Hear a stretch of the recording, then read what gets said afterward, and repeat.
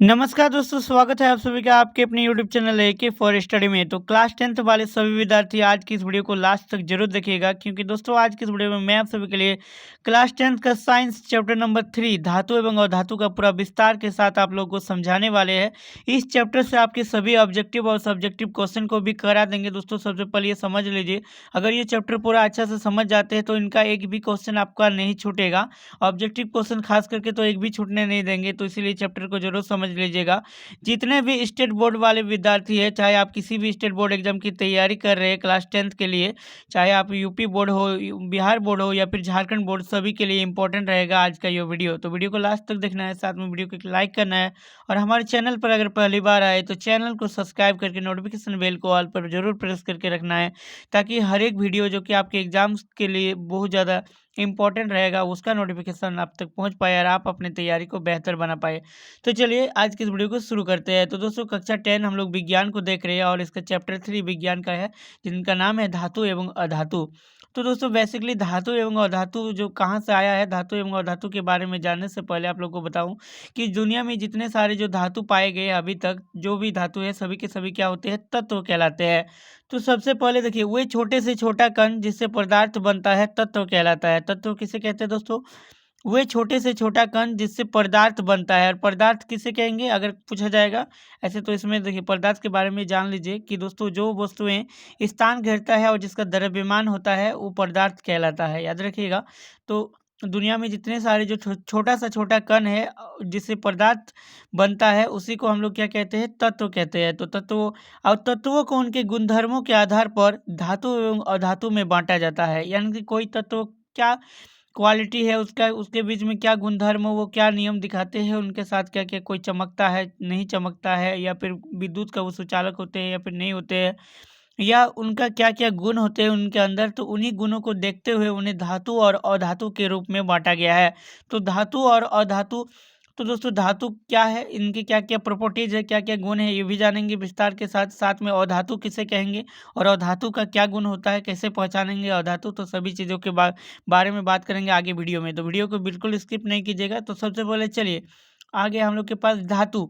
तो सबसे पहले धातु को समझ लीजिए। अगर धातु से आप लोगों का जो भी ऑब्जेक्टिव क्वेश्चन बनेगा तो वो आपका एक भी क्वेश्चन नहीं छूटेगा, और आपका जो कि कोई और बुक्स पढ़ने का ज़रूरत ही नहीं पड़ेगा। तो सभी चीज़ सभी मैटर को समझ लीजिए। देखिए धातु, इनको इंग्लिश में कहते हैं दोस्तों मेटल्स। तो देखिए वे तत्व जो ऊष्मा तथा विद्युत का चालन करते हैं धातु कहलाते हैं। धातु किसे कहेंगे दोस्तों? ये तो आपको पहले ही बता दिए कि दुनिया में जितने सारे धातु और अधातु है सभी आपस में तत्व कहलाते हैं। तो वे तत्व जो ऊष्मा, यानी कि ऊष्मा मतलब क्या होता है? हीट। तो ऊष्मा तथा विद्युत यानी कि करंट करंट भी पास करने देगा, और जिससे जैसे आग में अगर डालेंगे तो वो गर्म हो जाएगा तब तक होगा। यानी कि ऊष्मा तथा विद्युत का चालन करते हैं, क्या कहलाते हैं? धातु कहलाते हैं। धातु का ये पहला धातु को पहचानने का गुण है। दूसरा इसका पॉइंट देखिए, धातु वे तत्व होते हैं जो इलेक्ट्रॉन देकर धनायन बनाते हैं। यानी कि धातु जो है दोस्तों, वो क्या करेंगे? अपना इलेक्ट्रॉन दे देता है किसी को, और धनायन यानी कि पॉजिटिव आयन बना देते हैं। नेक्स्ट देखिए, ये कमरे के ताप पर ठोस होती है। धातुएं जो सामान्य ताप पर यानी कि कमरे के ताप पर दोस्तों क्या होती है? ठोस होती है। परंतु मरकरी एक ऐसा धातु है दोस्तों, मरकरी, जिनका सिंबल क्या होता है? Hg, जो कमरे के ताप पर द्रव अवस्था में पाई जाती है। ये अपवाद में है, नहीं याद रखिएगा, क्योंकि बहुत बार क्वेश्चन है ऑब्जेक्टिव में पूछा जाएगा कि ऐसा कौन सा धातु है जो कमरे के ताप पर द्रव अवस्था में पाई जाती है। तो इसका आंसर क्या हो जाएगा? मरकरी। इसे याद रखिएगा दोस्तों। थोड़ा सा विस्तार के साथ बताएंगे, इसलिए वीडियो में आई थिंक थोड़ा सा लंबा हो सकता है ये वाला वीडियो, बट लास्ट तक जरूर देखिएगा और अच्छा से समझ लीजिएगा, ताकि आपका ऑब्जेक्टिव क्वेश्चन नहीं छूटेगा। और साथ में इस चैप्टर से रिलेटेड जितने सारे जो आपके सब्जेक्टिव मोस्ट वीवीआई क्वेश्चन बनेंगे, सभी में आप लोगों को नेक्स्ट वीडियो में, आने वाले वीडियो में करा देंगे। तो दोस्तों यहाँ पर देख सकते हैं, उदाहरण के लिए धातु का जो उदाहरण देख सकते हैं, एल्यूमिनियम। इन एल्यूमिनियम को Al से डिनोट किया जाता है। कपर, कपर भी एक धातु है जिन्हें Cu के साथ डिनोट किया जाता है। और आयरन, जिनको क्या कहते हैं? Fe, लोहा जिनको बोल सकते हैं, आदि। ये सभी के सभी क्या होते हैं? धातु होते हैं। देखिए तत्वों में धातुओं की संख्या सबसे ज़्यादा है। यानी कि अभी तक जितने सारे जो तत्व खोजे गए हैं, प्राप्त हुए हैं, उन सभी तत्वों में से सबसे ज़्यादा अगर किसी की संख्या की बात किया जाए तो वो धातु है।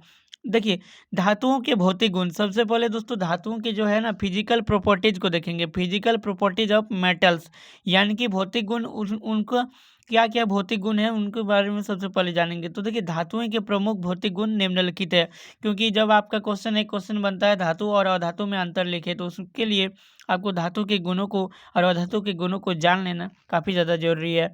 तो देखिए धात्विक चमक, जी हाँ दोस्तों, पहला गुण धातु का जो कि पहला भौतिक गुण क्या है, धात्विक चमक। सभी धातु जो सामान्य तौर पर अपने शुद्ध रूप में चमकता है, धात्विक चमक जिनको कहते हैं मेटेलिक लस्टर।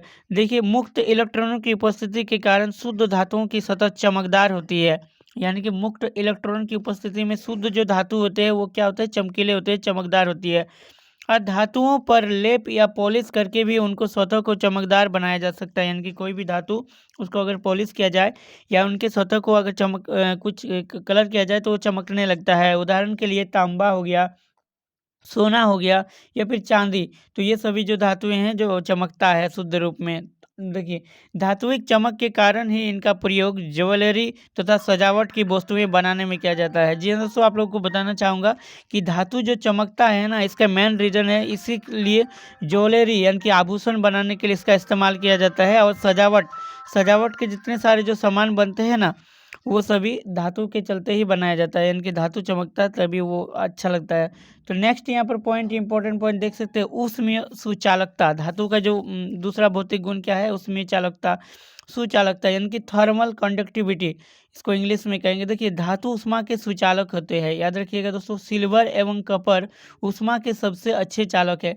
कभी कभी ऐसा भी क्वेश्चन ऑब्जेक्टिव में पूछा जाता है कि ऐसा कौन सा धातु है जो ऊष्मा के सबसे अच्छा चालक कहलाते हैं, तो सिल्वर या फिर कॉपर आपका आंसर हो जाएगा। लेकिन लेड तथा मरकरी ऊष्मा के कुछ चालक होते हैं। तो ऐसा दो धातु है जो लेड यानी कि सीसा और मरकरी जो है, ये क्या ऊष्मा के कुचालक होते हैं, यानी कि ऊष्मा के कुचालक होते हैं, इन्हें याद रखिएगा दोस्तों। नेक्स्ट सवाल यहाँ पर, नेक्स्ट मतलब इसका प्रॉपर्टीज है, फिजिकल प्रॉपर्टीज यानी कि भौतिक गुण। विद्युत की सुचालकता, जो धातु होते हैं ना उस वो इलेक्ट्रिसिटी को पास होने देते हैं, यानी कि करंट पास होने देते हैं। विद्युत की सुचालकता, इलेक्ट्रिकल कंडक्टिविटी। देखिए धातुएं विद्युत की सुचालकता होती है, आसानी से विद्युत को अपने अंदर से प्रभावित होने देती है, यानी कि आसानी से धातु क्या करते हैं, करंट को फॉलो होने देते हैं, क्योंकि इनमें मुक्त इलेक्ट्रॉन उपस्थित होते हैं। जैसे कि चांदी हो गया Ag और तांबा Cu विद्युत के सबसे अच्छे सुचालक है। अगर क्वेश्चन पूछा जाए कि विद्युत के सबसे अच्छे सुचालक कौन कहलाते हैं, तो चांदी और तांबा। नेक्स्ट इसका गुण हो जाता है दोस्तों फिजिकल गुण, जो कि क्या, आघात वर्धनीयता। ये क्या है दोस्तों, ये मेलिएबिलिटी। ये दोस्तों कुछ कुछ धातुओं जो ऐसा होता है जिनको पीटकर पतली चादर के रूप में बनाया जा सकता है, यानी कि कुछ धातुओं को पीटकर धातु की पतली चादर यानी कि सीट बनाई जा सकती है बिना टूटे, यानी कि उसको पीटेंगे तो चादर बन जाएगा बट टूटेगा नहीं। तो धातुओं के चादर में बदलने के गुण को धातु की आघात वर्धनीयता कहते हैं। बहुत बार क्वेश्चन पूछा गया है ऑब्जेक्टिव में और पूछा जाएगा कि धातुओं के चादर में बदलने के गुण को क्या कहा जाता है। आपके पास ऑप्शन रहेगा, तो उनमें जो धातुएं को दोस्तों चादर के रूप में जो बदलने के गुण को क्या कहा जाता है, आघात वर्धनीयता, इसे याद रखना है। नेक्स्ट यहाँ पर इसके जो एग्जाम्पल है, चांदी हो गया, जैसे सोना Au जिसको कहा जाता है, एल्युमिनियम Al और कॉपर Cu अत्यधिक आघात वर्धनीयता धातुएं हैं। नेक्स्ट यहाँ पर इसका फिजिकल प्रॉपर्टीज यानी कि भौतिक गुण की बात की जाए, जो कि तन्यता यानी कि ड्यूक्टिलिटी। जी हाँ दोस्तों, ड्यूक्टिलिटी जो होता है इसका तन्यता। देखिए कुछ धातुएं खींचकर पतले महीन तारों में बदला किया जा सकता है, धातुओं के इस गुण को तन्यता कहते हैं, यानी कि धातुओं को हम लोग पतले चादर के रूप में तो बनाए जा सकते हैं, खासकर उसको क्या बोलेंगे, आघात वर्धनीयता। बट जब धातु को खींचेंगे तो वो पतला तार के रूप में लंबा हो जाएगा, और इन्हीं गुण को क्या कहलाता है, धातु का तन्यता कहा जाता है। तो ऑब्जेक्टिव क्वेश्चन में भी पूछा जा सकता है कि धातुओं को खींचकर पतले तार के रूप में बनाने की विधि या बनाने के गुण को क्या कहा जाता है, तो तन्यता कहा जाता है। इसे याद रखना है, काफ़ी ज़्यादा इंपॉर्टेंट सवाल है। और यहाँ पर एग्जाम्पल के लिए देखिए, 1 ग्राम सोने से 2 किलोमीटर लंबी महीन तार खींची जा सकती है। ये क्वेश्चन बहुत बार पूछा गया है, कि ऑब्जेक्टिव में पूछा जाएगा कि 1 ग्राम सोने से कितनी किलोमीटर लंबी तार बनाया जा सकता है। तो देखिए 1 ग्राम सोने से 2 किलोमीटर लंबी महीन तार खींची जा सकती है। नेक्स्ट यहाँ पर एग्जाम्पल देख सकते हैं, चांदी धातु महीन तार में खींची जा सकती है। टोंग स्टोन, जी हाँ दोस्तों, आप लोग इसका नाम सुने होंगे, टोंग स्टोन, जिनका जो कि यहाँ पर सिंबल है W, के लगभग अदृश्य बहुत पतले तार बनाए जा सकते हैं। और टोंग स्टोन के तारों का प्रयोग विद्युत बल्ब के फिलामेंट यानी कि तंतु बनाने में किया जाता है। जो बिजली का बल्ब होता है दोस्तों, उसमें उनके फिलामेंट में टोंग स्टोन के धातु के पतली तार का प्रयोग किया जाता है। धातु का और एक गुण होता है दोस्तों, जो 6 यहाँ पर पॉइंट देख सकते हैं, फिजिकल गुण दोस्तों, कठोरता यानी कि हार्डनेस। देखिए, आमतौर पर धातुएं कठोर होती है, उदाहरण के लिए एल्युमिनियम, जिन्हें सिंबल ए कहा जाता है, एल, एल्युमिनियम को आप लोग एल से याद रखिएगा, और तांबा सीयू, लोहा एफई आदि, ये सभी के होते हैं आपस में कठोर होते हैं। एक धातु जो होते हैं ये कठोर होते हैं, कठोरता का गुण होता है। बट सोडियम Na तथा पोटेशियम की कोमल धातुएं होती है दोस्तों। एक दो ऐसा धातु है जो कोमल धातु है, जिन्हें चाकू से आसानी से काटा जा सकता है। तो बहुत बार क्वेश्चन ऐसा भी पूछा जाता है कि ऐसा कौन सा धातु है जिन्हें चाकू से आसानी से काटा जा सकता है। तो आपका आंसर हो जाएगा सोडियम और पोटेशियम। तो इसे याद रखिएगा, ऑब्जेक्टिव के लिए काफ़ी ज़्यादा इंपॉर्टेंट रहेगा। नेक्स्ट इसका क्वालिटी है दोस्तों, इसका नेक्स्ट गुण है फिजिकल गुण धातु का, जो कि गलनांक यानी कि मेल्टिंग पॉइंट, वो ताप जिस पर कोई धातु अपनी ठोस अवस्था से द्रव में बदल जाती है। यानी कि पहले वो ठोस था, ठोस से क्या हुआ, द्रव में बदल गई, तो उस धातु का गलनांक कहलाता है। वो गुण क्या कहलाता है, धातु का गलनांक, यानी कि ठोस से द्रव में बदलने की गुण। तो धातुओं के गलनांक बहुत अधिक होते हैं। जो धातु होते हैं दोस्तों, इसका जो मेल्टिंग पॉइंट काफ़ी ज़्यादा होते हैं। और उदाहरण के लिए कपर Cu धातु का गलनांक देख सकते हैं 1058 डिग्री सेल्सियस होता है। तो इसे भी याद कर लीजिएगा, ये भी पॉइंट आपका ऑब्जेक्टिव के लिए काम आएगा। नेक्स्ट यहाँ पर पॉइंट की बात किया जाए तो भंगुरता यानी कि ब्रिटनेस। देखिए, धातुएं सामान्यतः कठोर होती है, जिस कारण इनमें भंगुरता का गुण पाया जाता है। जैसे जिंक हो गया, जेडन, ये हथौड़ा मारने से टूटती नहीं है, मतलब जल्दी ये टूटेगा नहीं। नेक्स्ट यहाँ पर देख सकते हैं इसका पॉइंट ध्वनि यानी कि साउंड। जी हाँ दोस्तों, धातु जो है उन्हें पटकने पर या वो जब उसे हम लोग किसी चीज़ से मारेंगे तो वो आवाज़ निकालता है, जिन्हें ध्वनि साउंड कहा जाता है। तो धातुओं को हथौड़े से पीटने पर एक आवाज़ निकलती है, जिसे धात्विक ध्वनि मेटेलिक साउंड कहलाता है। तो ये भी ऑब्जेक्टिव क्वेश्चन में पूछा जा सकता है, तो इसे याद रखिएगा। उदाहरण के लिए स्कूलों में लगी हुई घंटी धातु की बनी होती है, जिसे लकड़ी या धातु के हथौड़ों से मारने पर तीव्र ध्वनि निकलती है। तो दोस्तों, ये था धातुओं के फिजिकल क्वालिटीज़ यानी कि फिजिकल गुण, भौतिक गुण। अब चलिए धातुओं के रासायनिक गुण को पढ़ने वाले हैं। तो दोस्तों, इससे भी क्वेश्चन आपके एग्जाम में बनेगा। धातुओं के रासायनिक गुण यानी कि केमिकल प्रॉपर्टीज ऑफ मेटल्स।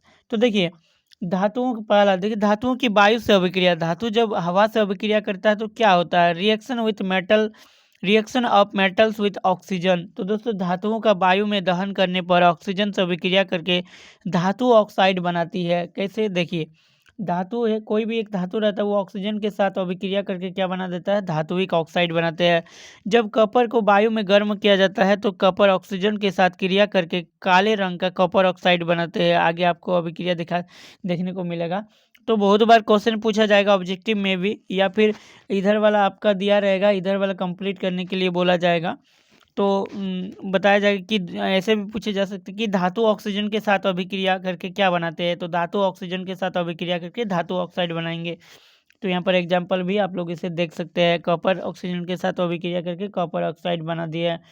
कुछ धातु ऑक्साइड जल में घुलकर क्षार बनाते हैं। कुछ ऐसे धातु होते हैं जो ऑक्साइड जल में घुलकर क्या बना देंगे, क्षार। जैसे सोडियम ऑक्साइड व पोटेशियम ऑक्साइड।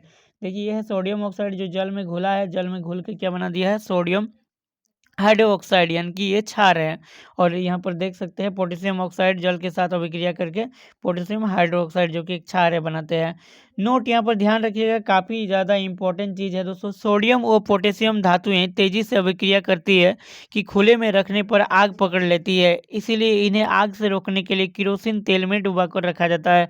एक काफ़ी महत्वपूर्ण सवाल आपके एग्जाम में देखने को मिलता है और आते रहता है कि सोडियम और पोटेशियम धातु को केरोसिन तेल में डुबोकर क्यों रखा जाता है। तो ये सवाल जो कि आपका इस चैप्टर से बनता है, और ये मैं आप लोगों को आगे कराने वाले हैं। नेक्स्ट यहाँ पर देखिए, उभयधर्मी ऑक्साइड। देखिए, एल्यूमिनियम का वायु की उपस्थिति में दहन कराने पर एल्यूमिनियम ऑक्साइड Al2O3, इसको ऐसे लिख सकते हैं, Al2O3 है दोस्तों, एल्यूमिनियम ऑक्साइड बनता है, जो कि उभयधर्मी प्रकृति का होता है, क्योंकि यह धातु ऑक्साइड क्षारक व अम्ल दोनों से अभिक्रिया करके लवण तथा जल देते हैं। जैसे Al2, देखिए यहाँ पर रिएक्शन जब किया Al2O3, ये HCl के साथ अभिक्रिया किया और क्या बनाया इधर, AlCl3, और जल निकाल दिया। तो यहाँ पर देख सकते हैं। नेक्स्ट यहाँ पर नोट बोल के यहाँ पर आ रहा है कि एनोडीकरण, ये क्या है दोस्तों, एल्यूमिनियम धातु को वायु में खुला छोड़ने पर धातु वायु से क्रिया करके एल्यूमिनियम ऑक्साइड की पतली सी परत बनाता है, तो जो इसे संचारण से बचाती है। इस परत का विद्युत अपघटन करने की प्रक्रिया एनोडीकरण कहलाती है। जैसा कि धातुओं की जल से अभिक्रिया। अब चलिए धातुओं की जल से अभिक्रिया, reaction of metals with water, यानी कि कोई धातु अगर जल के साथ अभिक्रिया करेंगे तो क्या होगा। तो देखिए धातुएं जल के साथ अभिक्रिया करके हाइड्रोजन गैस तथा धातु ऑक्साइड या धातु हाइड्रो ऑक्साइड बनाती है। जो धातु ऑक्साइड जल में घुल जाते हैं, जो धातु जल में घुल जाएंगे वे जल में घुलकर धातु हाइड्रोक्साइड बनाती है। जैसे धातु जल के साथ जैसे ही अभिक्रिया करेगा तो धातु ऑक्साइड और हाइड्रोजन मुक्त करेगा। तो बहुत बार सवाल पूछा गया है कि धातु जल के साथ अभिक्रिया करके कौन सा गैस निकालते हैं, तो यहाँ पर देख सकते हैं हाइड्रोजन गैस निकलेगा, धातु ऑक्साइड में परिवर्तित हो जाएगा। उदाहरण के लिए सोडियम इनके Na तथा पोटेशियम के धातु ठंडे जल H2O के साथ तेजी से अभिक्रिया करती है। यह क्रिया इतनी तेजी होती है कि निकली हुई ऊष्मीय ऊर्जा द्वारा निकली हाइड्रोजन गैस जलने लगती है। यहाँ पर आप लोग देख सकते हैं इस प्रकार से अभिक्रिया, ये सभी के सभी अभिक्रिया एक बार जरूर देख लीजिएगा। अब देखिए धातुओं के अम्लों से अभिक्रिया, यानी कि reaction of metals with dilute acids. तो देखिए सभी धातुएं दोनों अम्लों से क्रिया करके हाइड्रोजन गैस तथा धातु लवण निर्मित करती है। तो बहुत बार क्वेश्चन पूछा गया है कि धातु अम्लों के साथ अभिक्रिया करके क्या बनाते हैं। तो दोस्तों धातु अम्लों के साथ अभिक्रिया करके धातु लवण तथा हाइड्रोजन गैस मुक्त करते हैं। देखिए धातुओं के दोनों हाइड्रोक्लोरिक अम्ल HCl के साथ अभिक्रिया दिखाया गया है। धातु जो कि HCl के साथ अभिक्रिया करके धातु क्लोराइड बनाया और हाइड्रोजन गैस निकाल दिया है। धातुओं के अति दोनों नाइट्रिक अम्ल HNO3 से अभिक्रिया कराए जाने पर क्या हुआ। देखिए जब मैग्नीशियम Mg व मैग्नीज Mn धातुओं की क्रिया नाइट्रिक अम्ल से होती है तो धातु नाइट्रेट तथा हाइड्रोजन गैस बनती है। तो यहाँ पर आप लोग सभी देख सकते हैं धातुओं की लवण विलयनों के साथ अभिक्रिया, इनकी reaction of metals with salt solution. तो देखिए अधिक अभिक्रियाशील धातु अपने से कम अभिक्रियाशील धातु को उसके यौगिक के विलयन से विस्थापित कर देती है। जैसे कि आयरन सल्फेट जब FeSO4 के विलयन में Zn की छड़ डालने पर जिंक धातु आयरन सल्फेट के विलयन से आयरन को विस्थापित करके जिंक सल्फेट ZnSO4 बनाता है। यहाँ पर आप लोग रिएक्शन आगे देख सकते हैं। यहाँ पर एक चीज ध्यान नोटिस कीजिएगा दोस्तों, सबसे अधिक अभिक्रियाशील धातु कौन सा। सबसे पहले पोटेशियम, फिर सोडियम आता है, फिर कैल्शियम, फिर मैग्नीशियम, फिर एल्युमिनियम, जिंक, आयरन, लेड, फिर हाइड्रोजन। तो ये काफ़ी ज़्यादा इंपॉर्टेंट सवाल यहाँ पर। फिर कॉपर हो गया, Hg आपको मरकरी, Ag सिल्वर, गोल्ड। सबसे कम अभिक्रियाशील नोट यहाँ पर देख सकते हैं हाइड्रोजन में भी अधात्विक गुण होते हैं, परंतु इसकी विद्युत धनात्मक होने के कारण इसे सक्रियता श्रेणी में रखा गया है। देखिए अधातु, अब धातु के हम लोग धातु क्या है, धातु का फिजिकल गुण यानी कि भौतिक गुण तथा रासायनिक गुण के बारे में जान गए। अब अधातु को देखेंगे, इनकी नॉन मेटल। तो देखिए दोस्तों वे तत्व जो ऊष्मा तथा विद्युत का चालन नहीं करते हैं अधातु कहलाते हैं। यानी कि ये इलेक्ट्रिसिटी तथा हीट का पास नहीं करने देगा, चालन करने नहीं देगा। जैसे कि एक लकड़ी हो गया, प्लास्टिक, रबड़, ये सभी ये क्या कहलाते हैं अधातु। अधातु वे तत्व होते हैं जो इलेक्ट्रॉन लेकर ऋणायन बनाते हैं। देखिए धातु क्या करते हैं, इलेक्ट्रॉन देकर धनायन बनाते हैं और ये इलेक्ट्रॉन लेकर ऋणायन बनाते हैं, तो इन्हें अधातु कहते हैं। उदाहरण के लिए आपका कार्बन हो गया C, नाइट्रोजन N और सल्फर S, ये सभी क्या है अधातु हो गया। अधातुओं के भौतिक गुण, physical properties of non metals. तो चलिए अब अधातुओं के भौतिक गुण देखने वाले हैं। देखिए धातुविक चमक सबसे पहले हम लोग यहाँ पर देखेंगे, और यहाँ पर धातुविक चमक क्या गया है दोस्तों, यहाँ पर आप लोग करेक्ट कर लीजिएगा। अधातुविक चमक यानी कि मेटेलिक लजर। क्या अधातु में कोई विशेष चमक नहीं होती है, मतलब दोस्तों अधातु जो होते हैं ना इसमें कोई चमक नहीं होती है, इनकी सतह मलिन यानी कि डल होती है, जैसा कि तैसा ही दिखता है ये। उदाहरण सल्फर S जैसे अधातु में कोई चमक नहीं पाई जाती है। जबकि दो ऐसा अधातु है दोस्तों जो चमकीले होते हैं, चमकता है। तो ये बहुत बार क्वेश्चन पूछा गया है कि कौन सा एक ऐसा अधातु है जो कि चमकता है। तो आयोडीन और ग्रेफाइट जो चमकीले अधातु होते हैं, तो इसे याद रखिएगा, काफ़ी इंपॉर्टेंट सवाल है। नेक्स्ट विद्युत तथा ऊष्मीय अचालकता यानी कि electrical and thermal non conductivity. अधातु में विद्युत तथा ऊष्मीय की कुचालक होती है, इनकी अधातु में करंट पास नहीं होता है। तो दोस्तों उदाहरण फास्फोरस P तथा सल्फर S दोनों अधातु है, दोनों के द्वारा ही विद्युत तथा उसमें चालन नहीं किया जा सकता है। कार्बन एक अधातु है यार, ये कई रूपों में पाए जाते हैं, जिसे अवरूप यानी कि अल्ट्रोप कहते हैं। ग्रेफाइट विद्युत का सुचालक है। तो अगर क्वेश्चन पूछा जाएगा कि एक ऐसा अधातु जो कि विद्युत का सुचालक होता है, तो ग्रेफाइट याद रखिएगा, एक ऐसा अधातु जो विद्युत का सुचालक होता है। अगर क्वेश्चन पूछा जाएगा एक ऐसा धातु जो विद्युत का कुचालक होता है, तो मरकरी हो जाएगा आपका, और लेड शीशा, इसे भी याद रखिएगा। नेक्स्ट सवाल, सॉरी नेक्स्ट पॉइंट इसका भंगुरता। क्या इसमें भंगुरता होता है। तो देखिए ठोस अधातुओं को पीटने पर ये चादर में नहीं बदलती, बल्कि क्योंकि ये भंगुर होती है। यानी कि इनको हथौड़ों से पीटने पर ये छोटे-छोटे टुकड़ों में टूट जाती है। भंगुर कहने का मतलब ये झुरझुरा होता है दोस्तों, जैसे इसको पीटेंगे तो ये छोटे-छोटे टुकड़ों में बढ़ जाएगा। उदाहरण सल्फर एस तथा फास्फोरस पी और धातु में भंगुर होती है। और तन्यता यानी कि नॉन डक्टिलिटी, इसमें तन्यता नहीं होती, यानी कि इसको खींच के लंबा नहीं किया जा सकता तार के रूप में। और धातुओं को खींचकर तारों में परिवर्तित नहीं किया जा सकता है, इसमें तन्यता की कमी होती है। इनकी भंगुरता के कारण ये खींचने पर टूट जाती है। कठोरता, क्या अधातु कठोर होती है? तो दोस्तों अधिकांश ठोस अधातुएं जैसे सल्फर एस और फास्फोरस भी कोमल होती है, जबकि कुछ कठोर होती है। उदाहरण के लिए कार्बन का अपरूप हीरा सर्वाधिक कठोर पदार्थ है। दोस्तों कार्बन एक अधातु है, लेकिन इसका जो एक अपरूप होता है जिसका नाम है हीरा, तो हीरा सबसे कठोर अधातु कहलाते हैं। गलनांक, मेल्टिंग पॉइंट, क्या धातु गलता है? दोस्तों अधातुओं के गलनांक कम होते हैं, धातुओं के अकॉर्डिंग इसका गलनांक काफ़ी कम होता है। उदाहरण के लिए गैलियम और सीजियम धातुओं का गलनांक इतना कम होता है कि हथेली पर रखते ही पिघलने लगती है, यानी कि काफ़ी जल्दी ये पिघलने लगता है। ध्वनि, साउंड, क्या अधातु साउंड निकालते हैं? दोस्तों अधातुएं अध्वनिक होती है, अर्थात इन्हें हथौड़ों से पीटने पर कोई ध्वनि, कोई आवाज़ नहीं निकलता है। धातुओं और धातुओं के बीच अभिक्रिया, देखिए reaction metals and non metals, अगर एक धातु और धातु के साथ अभिक्रिया करेगा तो क्या होगा? देखिए अन्य उत्कृष्ट गैस अक्रिय होती है क्योंकि उनका अष्टक पूरा होता है। अन्य तत्व भी अपने बाह्यतम कोश में 8 इलेक्ट्रॉन पूर्ण करने की कोशिश करते हैं, यानी कि कोई भी परमाणु के अंदर में जो उसके बाह्य कोश में 8 इलेक्ट्रॉन पूर्ण करने की कोशिश करेंगे, इसके लिए ये इलेक्ट्रॉन ग्रहण या तो त्यागते हैं, या तो अगर उसको मिल जाएगा ग्रहण करके पूरा कर पाएगा तो ठीक है, नहीं तो त्याग देगा। धातुओं की प्रवृत्ति इलेक्ट्रॉन देने की होती है, जबकि अधातुओं की प्रवृत्ति इलेक्ट्रॉन लेने करने की होती है। जब धातु और अधातु एक दूसरे से अभिक्रिया करते हैं तथा दोनों ही इलेक्ट्रॉन के लेन देन द्वारा अपना अष्टक पूर्ण करने की कोशिश करते हैं, तो अभिक्रिया कुछ इस प्रकार से होते हैं, जैसे कि सोडियम का इलेक्ट्रॉनिक विन्यास जो कि एक धातु है। सोडियम दोस्तों इसका इलेक्ट्रॉनिक विन्यास सोडियम, देखिए सोडियम Na का परमाणु संख्या कितना होता है दोस्तों? एक मिनट, Na का जो परमाणु संख्या होता है 11, जिसका इलेक्ट्रॉनिक विन्यास पहला कक्षा में 2 और दूसरा कक्षा में 8 और लास्ट कक्षा में तीसरा कक्षा में 1 इलेक्ट्रॉन होते हैं। तो दोस्तों इसके अष्टक अर्थात बाह्यतम कोश में 8 इलेक्ट्रॉन को पूर्ण करने के लिए सोडियम अपने एम कोश में, यानी कि लास्ट वाला में 7 इलेक्ट्रॉन लेने की अपेक्षा 1 इलेक्ट्रॉन दे देता है, यानी कि ये क्योंकि ये तो 7 किसी से इसको मिलेगा नहीं, तो ये क्या करता है बदले में ये एक अपना किसी को दे देगा। इस प्रकार यह एम कोश से एक इलेक्ट्रॉन देकर धनायन हो जाता है। देखिए पहले सोडियम इस प्रकार से रहता है, जैसे एक इलेक्ट्रॉन खो जाता है तो यहाँ पर पॉजिटिव साइन आ जाता है, इसी चीज़ को यहाँ पर बोला गया है। अब इसके एल कोश में 8 इलेक्ट्रॉन है तथा यह बाह्यतम कोश बन जाता है। धनात्मक आवेशित सोडियम धनायन या सोडियम आयन कहलाता है। इसे निम्न प्रकार प्रदर्शित करते हैं, जैसा कि आप लोग यहाँ पर देख सकते हैं, तो कुछ इस प्रकार से प्रदर्शित किया जाता है।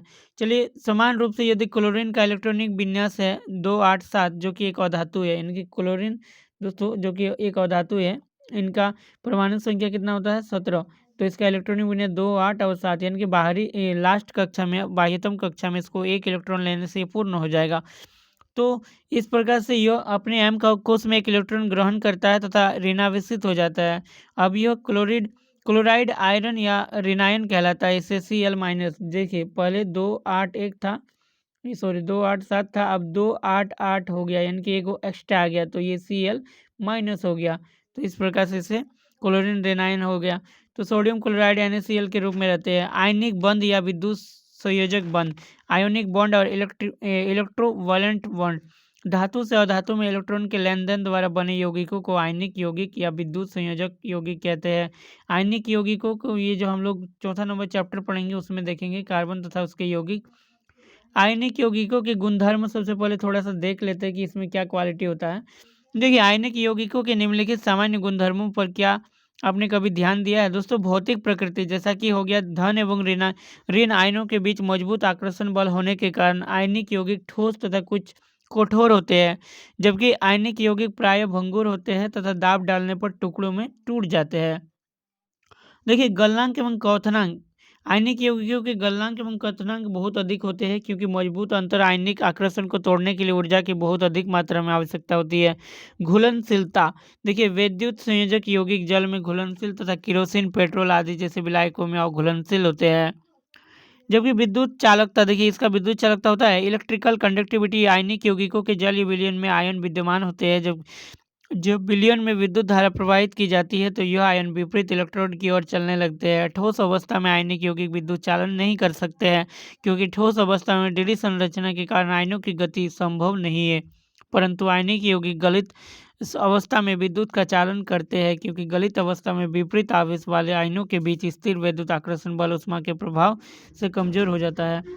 अब देखिए सबसे पहले हम लोग इम्पोर्टेंट पॉइंट यहाँ पर पढ़ेंगे कि धातुओं की प्राप्ति, आखिर ये धातु आया कहाँ से, ये भी जानना जरूरी है। देखिए पृथ्वी की भूपर्टी यानी कि धातुओं का मुख्य स्रोत है।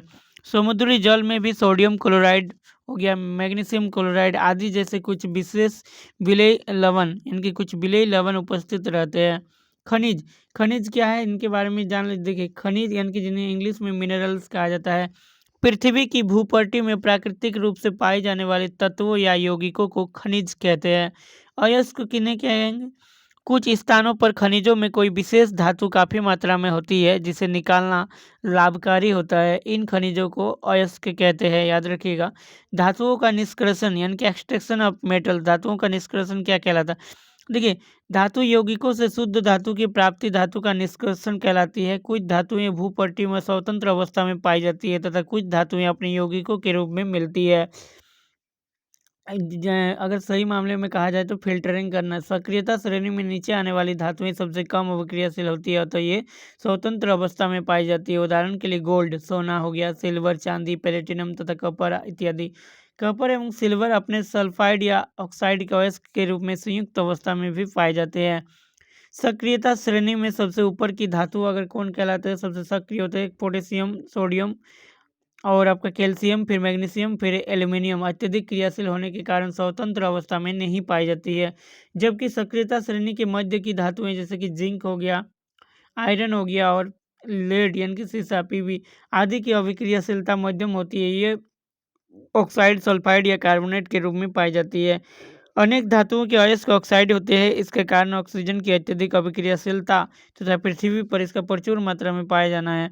तत्वों के उनके अयस्कों से निष्कासन की प्रक्रिया धातु कर्म कहलाती है। इस प्रकार अभिक्रियाशील के आधार पर हम धातुओं को निम्न 3 वर्गों में वर्गीकृत कर सकते हैं: निम्न अभिक्रियाशील धातुएं और मध्य अभिक्रियाशील धातुएं और उच्च अभिक्रियाशील धातुएं। धातुओं के निष्कर्षण के चरण यानी कि धातुओं को कैसे अलग किया जा सकता है।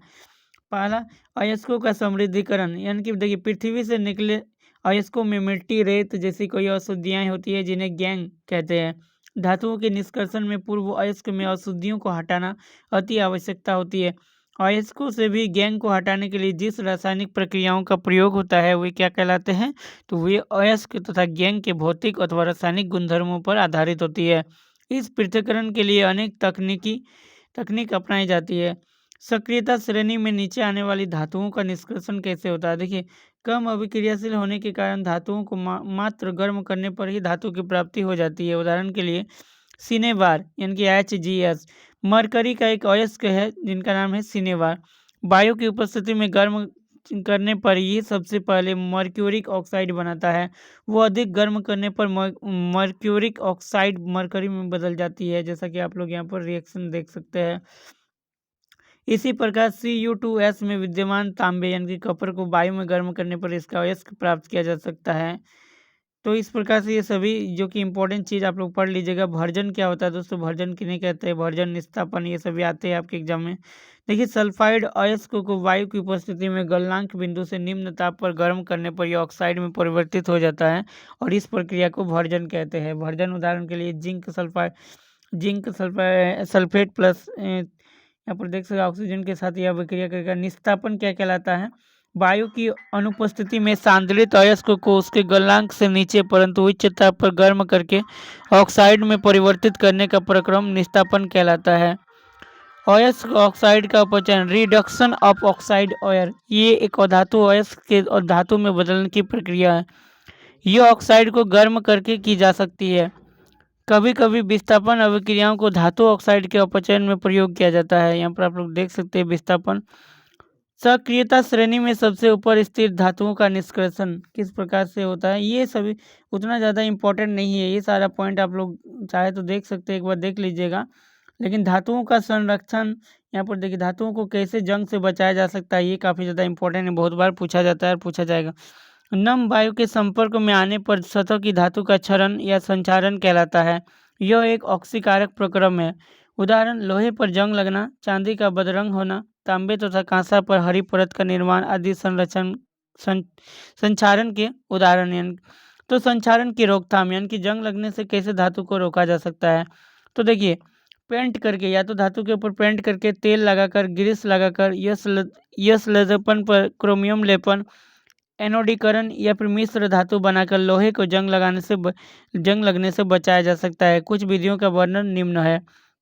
देखिए यशोद लेपन क्या है? लोहे एवं इस्पात की वस्तुओं पर जस्ते जिंक की पतली परत चढ़ाने की प्रक्रिया यशोद लेपन कहलाती है। इससे प्रक्रिया में वस्तु को द्रवित जिंक में डुबाकर किया जाता है। यहाँ पर आप लोग देख सकते हैं धातुओं को मिश्र धातु में बदलना धातु के गुणों में सुधार की विधि है, जिसमें दो या दो से अधिक धातुओं को मिलाते हैं। जैसे पीतल, बहुत बार क्वेश्चन पूछा जाता है दोस्तों कि तांबा वो कॉपर के मिश्रण से कौन सा धातु बनता है। तो तांबा वो कॉपर के मिश्रण से कौन सा धातु बनता है? पीतल। इसे याद रखिएगा। देखिए रंगाई करके, यानी कि धातुओं को संचालन से बचाने के लिए रंगाई सबसे बेस्ट तरीका है। पेंटिंग करके, रंगाई करके धातु की सतह को किसी अम्ल अवरोधक रंग पेंट से रंगाई करके धातु वायु या किसी विलयन के प्रभाव से बच जाती है। जब ग्रीस या तेल को लोहे की वस्तु की सतह पर लगा देते हैं तो नमी इसके संपर्क में नहीं आ पाती है, जिससे वो जंग से सुरक्षित हो जाती है।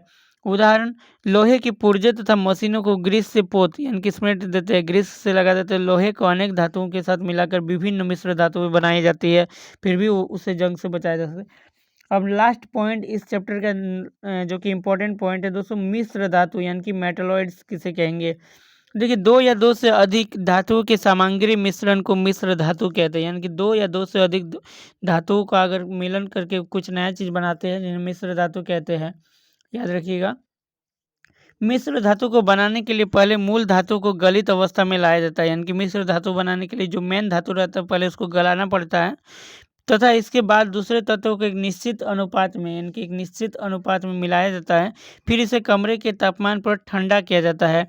यदि मिश्र धातु में कोई एक धातु पारद है तो मिश्र धातु को अमलगम कहते हैं। तो याद रखिएगा अमलगम के बारे में भी काफ़ी इंपॉर्टेंट चीज़ पूछा जाता है। शुद्ध धातु, यहाँ पर एक चीज़ देखिएगा दोस्तों, शुद्ध धातु की तुलना में उसके मिश्र धातु की विद्युत चालकता गलनांक कम होता है। तो उदाहरण के लिए सीसा, पीबी तथा टीन एसएन का मिश्र धातु का नाम सोल्डर है। तो बहुत बार क्वेश्चन पूछा जाएगा कि सीसा और टीन का जो मिश्र धातु को क्या कहा जाता है। जैसे तांबा और जो दोस्तों आप लोग को बताएं पीतल किसका मिश्र धातु किससे बनता है। तो दोस्तों ये अगर क्वेश्चन पूछा जाएगा कि सीसा और टीन जो है ये किसका मिश्र धातु है, तो आपको बताना है सोल्डर। तो दोस्तों सोल्डर है जिसका गलनांक बहुत कम होता है। सोल्डर का उपयोग विद्युत तारों की परस्पर वेल्डिंग के लिए किया जाता था। तो दोस्तों ये आपका क्लास 10 का जो कि साइंस का चैप्टर 3 था, इसका सारा जो भी इम्पोर्टेंट फैक्ट इम्पोर्टेंट चीज़ था, जो इम्पोर्टेंट इसका क्वालिटी आपका रासायनिक गुणधर्म, धातु और अधातु के भौतिक गुणधर्म, सभी को हम लोग आज क्लियरली देख लिए। आई होप कि ये आप सभी को समझ में आ गया। कहीं पर कुछ भी डाउट रहता है तो आप नीचे कमेंट बॉक्स में कमेंट करके बता सकते हैं, और वीडियो कैसा लगा आप लोग ज़रूर बताइएगा। और दोस्तों एक चीज़ पूछना आप लोग को बताना चाहूँगा, क्वेश्चन जो कि यहाँ तक पढ़ा है तो आप आंसर जरूर दीजिएगा कि ऐसा कौन सा अधातु है जो चमकता है। यानी कि जैसे कि हम लोग जानते हैं दोस्तों अधातु का जो गुण पढ़े कि अधातु चमकता नहीं है, लेकिन एक ऐसा अधातु जो कि आप लोग को पढ़ा दिए इसी वीडियो में, अगर आप लोग ध्यान से पढ़े तो जरूर आंसर कीजिएगा। अगर आपको पता है तो जरूर बताइएगा। और एक ऐसा कौन सा धातु है जो कि विद्युत का कुचालक होता है, तो जरूर बताइएगा। तो दोस्तों उम्मीद करता हूँ वीडियो अच्छा लगा है। तो चलिए मिलते हैं नेक्स्ट वीडियो में, और नेक्स्ट वीडियो इस चैप्टर का जो कि आने वाला है इसका मोस्ट VBI ऑब्जेक्टिव क्वेश्चन, जितना इस चैप्टर से रिलेटेड ऑब्जेक्टिव क्वेश्चन बन सकता है सभी का मैं आप लोग को करा देंगे। और साथ में इसका जितना सारा जो VBI सब्जेक्टिव क्वेश्चन जो कि आप लोगों का बनेगा आपके फाइनल बोर्ड एग्जाम 2023 के लिए, तो वो सारा करा देंगे। तो इसके लिए चैनल को सब्सक्राइब कर लीजिएगा अगर चैनल में पहली बार आए, अभी तक सब्सक्राइब नहीं किया है। साथ में अपने सभी दोस्तों को इस चैनल को सब्सक्राइब करने जरूर बोलिएगा, सभी को शेयर जरूर कीजिएगा ताकि उन्हें भी पता चले और वो भी अपना तैयारी को मजबूत कर पाए अच्छे रिजल्ट के लिए। तो दोस्तों इस वीडियो में इतना ही, मिलते हैं नेक्स्ट वीडियो में, तब तक के लिए take care, bye bye, thanks for watching.